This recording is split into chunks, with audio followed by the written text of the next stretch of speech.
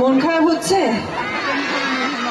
হ্যাঁ, গত এক সপ্তাহ ধরে একটু মন খারাপ হবে যে দীপাকে আমরা দেখতে পাবো না, কিন্তু আবার নতুন কোনো চরিত্রে ডেফিনেটলি আসবো খুব তাড়াতাড়ি তোমাদের সামনে। কিন্তু অনুরাগের ছোঁয়া 4 বছর আমরা চালিয়েছি, সেটা ডেফিনেটলি আমরা প্রাউড ফিল করি যে 4 বছর আমি একটা সিরিয়ালে কাজ করেছি, অনুরাগের ছোঁয়ায় একটা মেম্বার হতে পেরে। এর জন্য ডেফিনেটলি আমি খুব খুশি, প্রচন্ড লাকি মনে করি নিজেকে যে দীপার মতো একটা চরিত্র আমি পেয়েছি লাইফে। আর সেটা থেকে আমার শুরুয়াত অভিনয় জগতে। তো সেখানে এত এত মানুষের ভালোবাসা পেয়েছি, এর থেকে আর বেশি কিছু কি হতে পারে, তাই না?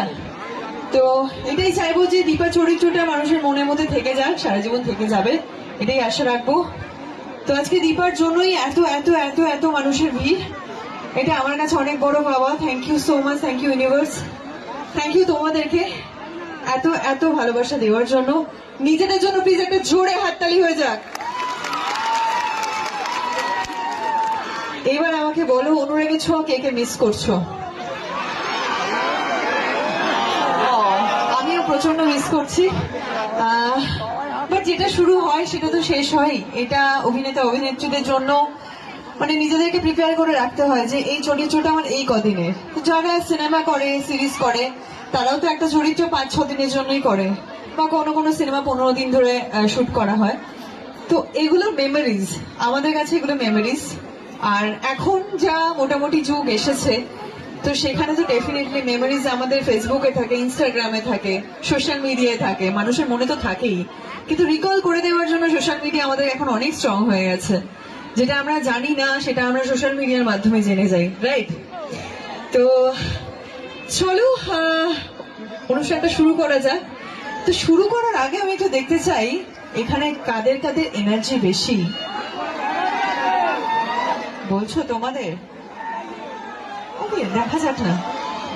আমার মনে হয় এখানে ছেলেদের থেকে মেয়েরা বেশি আছে, তাই তো মেয়েরা?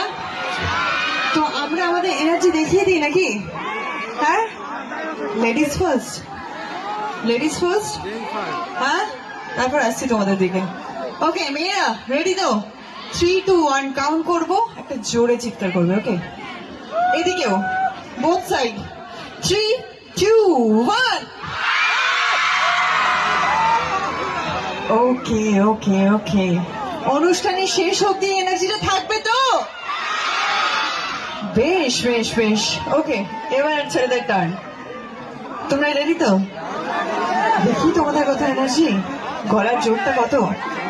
3, 2, 1। ওকে, নট ব্যাড। ঠিক আছে, চলো অনুষ্ঠানের শেষ অবধি, মানে অনুষ্ঠানে যে শুরু করছি আমি, শেষ অবধি কিন্তু এনার্জিটা থাকতে হবে, তবেই কিন্তু আমি এনার্জি দিয়ে পারফরমেন্স করতে পারবো। তুমি বলো কাদেরটা বেশি ভালো লাগলো? সাউন্ড বোধ বোধ বোধ, আমি হ্যাঁ একদমই তাই। মানে মানে এ পাশে যাবো না ও পাশে যাবো না, ঠিকঠাক জায়গাতে ব্যালেন্সে থাকবো, এর ব্যাপারে না না, একদমই না, একদমই না। আমি প্রত্যেকটা মানুষকে ভালোবাসি, দেখো এটা সত্যি কথা। দীপা চরিত্র যেমন, দীপাও যেমন সবাইকে ভালোবেসে নিয়ে চলতে পছন্দ করে, স্বস্তিকা ঘোষও তাই। তো দীপার সঙ্গে স্বস্তিকার কিছু কিছু জায়গায় মিল আছে, আবার কিছু কিছু জায়গায় মিল নেই ডেফিনেটলি। কিন্তু আমি মনে করি আজকে তোমাদের জন্য এই মঞ্চে আমি দাঁড়িয়ে থাকতে পেরেছি, বা দাঁড়িয়ে আছি এখনো অব্দি। তোমাদের ডাকে কিন্তু আমি এসেছি আজকে। তোমাদের জন্য অনুরাগের ছোঁয়া এত ম্যাসিভ একটা হিট প্রজেক্ট হয়েছে, 4 বছর একটা রানিং প্রজেক্ট হয়েছে, সেটা তোমাদের জন্যই। তো তোমরা যাই করো না কেন সেটা আমাকে অ্যাকসেপ্ট করতে হবে। তো চলো অনুষ্ঠান শুরু করা যাক, একটা বাংলা গান দিয়ে শুরু করছি। গান শুনি নাকি? কি বলছেন সবাই, গান শুনবো? আচ্ছা, তো দীপাদের জন্য হাততালি কোথায়? সবাই চুপচাপ কেন? এত অপেক্ষা করে রয়েছেন।